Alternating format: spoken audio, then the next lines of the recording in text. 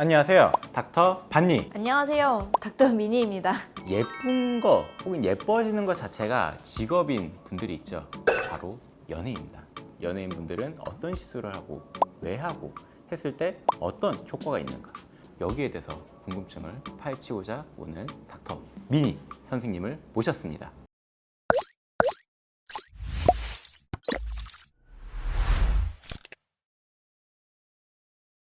그러면 오늘 닥터 미니 선생님을 모시고 연예인분들이 많이 받는 시술 탑 5에 대해서 알아보도록 하겠습니다. 우선은 5등은 지방 이식을 이제 많이 하시는 것 같아요. 지방 이식은 이제 지방을 채취해서 이제 볼륨이 좀 적은 곳에 이제 넣는 시술인데요. 제일 많이 하는 부위는 이제 많이 꺼지는 이마랑 여기 앞볼, 옆볼, 턱, 심지어는 가슴에도 지방 이식을 하기도 해요. 보통 이제 지방 이식을 안 해본 분들이 이렇게 내원하시면은 그거를 많이 걱정하시더라고요. 이거 좀 부자연스럽지 않냐, 아니면 너무 빵빵한 느낌이 들지 않냐. 거기에 대해서는 어떻게 생각하세요? 흡수되는 양도 있기 때문에 사실 처음에 빵빵하게 시술하는 게 나중에는 좀 자연스러워지는 것 같긴 해요. 어딘가를 채우는 거에 대해서 지방 이식도 있지만 필러라는 방법도 있는데 이 둘의 차이점은 뭐고 장단점이 뭔지에 대해서 또 많은 분들이 궁금해하세요. 4위로 필러를 얘기하려고 했어요. 네. 그래서 이왕 하는 김에 필러와 지방 이식의 차이점을 얘기 드릴게요. 지방 이식은 이제 자기의 지방을 채취해서 양이 많이 지방 채취를 할 수 있겠죠. 네. 필러에 비해서 뭔가 좀 빵빵한 느낌? 필러 같은 경우에는 히알루론산 그 성분으로 해서 들어가는 건데요. 조금 부족한 부분만 살짝 채우는 형식으로 이제 들어가서 그 빵빵한 느낌은 좀 덜하거든요. 늙으면 배에만 살이 찌고 얼굴엔 살이 빠지거든요. 그래서 그쪽에 볼륨만 채워놔도 좀 어려 보이고 이뻐 보여요. 네. 어떻게 보면 그 양, 볼륨의 차이가 좀 있는 것 같아요. 그리고 느낌도 좀 다르거든요. 지방 이식 같은 경우는 좀 부드러운 느낌? 필러 같은 경우는 그런 느낌보다는 좀 모양을 딱 잡아주는. 그렇죠. 그런 게 좀 더 강한 것 같아요. 가격 면에서도 사실 필러는 국산 필러냐, 수입 필러냐에 따라서 가격 차이가 좀 커요. 10cc 이상을 하는 경우에는 뭐 수입 필러 같은 경우에는 가격이 많이 비싸죠. 국산 필러라 하더라도 10cc 이상이 들어가면 이제 100만 원 단위 이상이 되겠죠. 많은 얼굴에 많은 부위에 볼륨을 채우고 싶으신 분들은 지방 이식이 합리적이긴 하죠. 그래서 네 번째는 필러라고 하면은 그럼 세 번째는 뭔가요?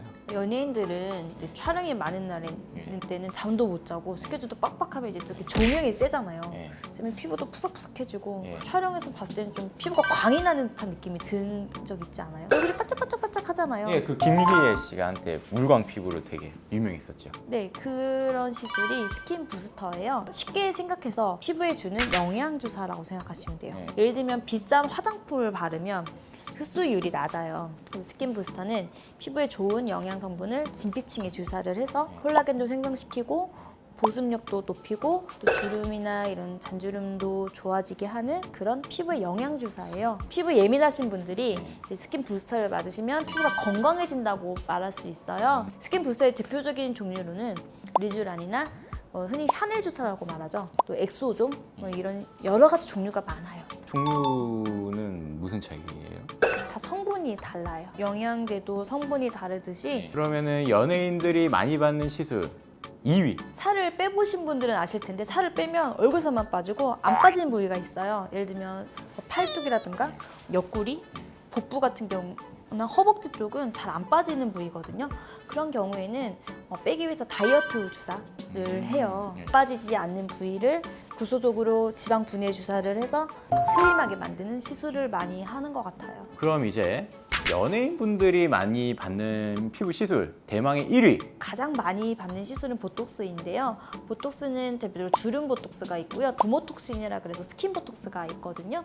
주름 보톡스 같은 경우에는 피부 근육이 수축하는 걸 막아서 주름이 더 생기는 걸 예방해주는 그런 보톡스예요. 그 스킨 보톡스 같은 경우에는 모공 축소나 잔주름 개선에 도움이 되는 그런 보톡스예요. 주름 보톡스 같은 경우에는 그 수축이 되지 않게 보톡스는 해서 주름이 더 심해지는 걸 막는 거예요.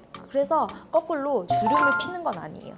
스킨 보톡스 같은 경우에는 진피층에 주입을 해서 뭐 모공 축소라든가 잔주름 개선이라든가 이런 거를 개선하는 보톡스예요. 넣는 층이 다르거든요. 그래서 좀 차이가 있다고 생각하시면 됩니다. 그 몸에도 많이 받잖아요. 몸에 하는 거는 그 볼륨 축소예요.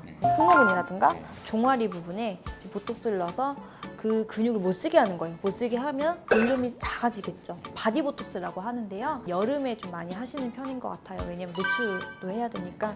여러 가지 연예인 분들이 받는 시술에 대해서 말씀하셨는데 몇 개나 받아봤어요? 저 사실 진짜 다 받고 싶거든요. 제가 직접 하기는 저도 통증에 예민해서 직접 하기도 그래서 이렇게 해줘야 되는데 왜 안 해주려고 하죠? 이뻐서 지금 안 해도 괜찮으니까 그런 거죠. 그런 걸로 합시다.